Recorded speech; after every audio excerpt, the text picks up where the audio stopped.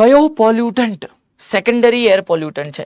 બધાને ખ્યાલ હશે, જોઈને તરત ખબર પડી જશે, કારણ કે તમે બધાએ ઓઝોન ઓઝોન ઓઝોન બૂમો પાડીને યાદ રાખ્યું હશે કે આ સેકન્ડરી એર પોલ્યુટન્ટ છે, આ સેકન્ડરી એર પોલ્યુટન્ટ છે. પણ મારા વાલા વિદ્યાર્થી મિત્રો, તમને એ પણ ખબર હોવી જોઈએ કે પ્રાઇમરી એર પોલ્યુટન્ટ કયા કયા છે, સેકન્ડરી એર પોલ્યુટન્ટ કયા કયા છે. બીજું, પ્રાઇમરી એર પોલ્યુટન્ટ એ બનીને પછી એટમોસ્ફિયરમાં જાય છે, ઓલરેડી બની જાય છે, ઓલરેડી પોતે એક એર પોલ્યુટન્ટ હોય છે અને એટમોસ્ફિયરમાં ભળે છે. જ્યારે સેકન્ડરી એર પોલ્યુટન્ટ એ એટમોસ્ફિયરમાં રહેલા પ્રાઇમરી એર પોલ્યુટન્ટોની કોઈક એવી કેમિકલ પ્રોસેસથી બને છે. એટલે સેકન્ડરી એર પોલ્યુટન્ટ એટમોસ્ફિયરમાં જઈને બને છે, રાઈટ. બહુ બધા અથવા એક કરતા વધારે કે બે કે ત્રણ એવા પ્રાઇમરી એર પોલ્યુટન્ટોના ભેગા થવાથી સેકન્ડરી એર પોલ્યુટન્ટ ત્યાં એટમોસ્ફિયરમાં જઈને બને છે.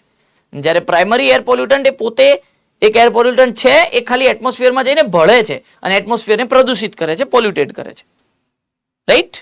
તો આ ફંડામેન્ટલ ડિફરન્સ છે અને એટલે જ હું તમારા માટે આ બહુ મસ્ત વસ્તુ લઈને આવ્યો છું. જોજો અહીંયા લિસ્ટ ઓફ સેકન્ડરી એર પોલ્યુટન્ટ અને list of primary air પોલ્યુટન્ટ.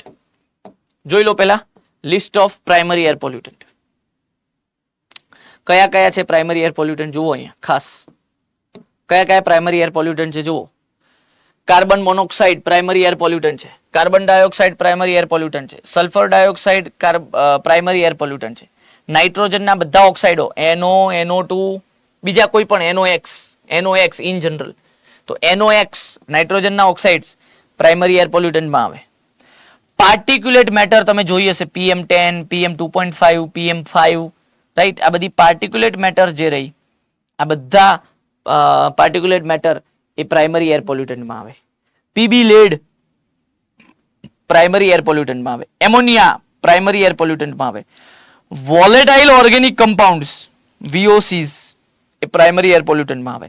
Hydrogen sulphide H2S primary air પોલ્યુટન્ટમાં આવે. તો આ પ્રાઇમરી એર પોલ્યુટન્ટના લિસ્ટ છે. ખાલી લિસ્ટ નથી લાવ્યો, તમારી સામે એનો સોર્સ પણ લાવ્યો છું કે ભાઈ કાર્બન મોનોક્સાઇડ એ કેવી રીતે બનશે તો જ એટમોસ્ફિયરમાં ભળશે ને. તો ભાઈ એનો સોર્સ શું છે? તો ઇનકમ્પ્લીટ કમ્બશન થયું હોય, રાઈટ. વ્હીકલ્સમાંથી એ બને છે, ફ્યુલ કમ્બશનના કારણે કાર્બન ડાયોક્સાઇડ બને છે. આ બધા એના સોર્સ છે. દરેક પ્રાઇમરી એર પોલ્યુટન્ટના સોર્સ છે. મજા આવી? હા, મજા આવી ગઈ હાર્દિકજી? તમે માંગ્યું એની પહેલા જ મેં આપી દીધું બકા.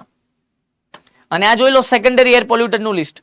Ozone, right, peracetyl nitrate, sulphuric acid, nitric acid, photochemical smog, secondary sulphates, secondary nitrates, આ બધા સેકન્ડરી એર પોલ્યુટન્ટ. અને આ એમનું ફોર્મેશન તો જુઓ, એમના ફોર્મેશનમાં કોઈ ના કોઈ પ્રાઇમરી એર પોલ્યુટન્ટ છે. જુઓ, NOx પ્રાઇમરી એર પોલ્યુટન્ટ હતો, VOCs વોલેટાઇલ ઓર્ગેનિક કમ્પાઉન્ડ્સ હતા, હા, એ પ્રાઇમરી એર પોલ્યુટન્ટ છે. અને સનલાઇટ, આ ત્રણ ભેગા થાય ત્યારે જઈને તમારો ઓઝોન બને. તો જે ઓઝોન તમારો સેકન્ડરી એર પોલ્યુટન્ટ છે એ પ્રાઇમરી એર પોલ્યુટન્ટોની કોઈ ના કોઈ કેમિકલ પ્રોસેસથી બને છે.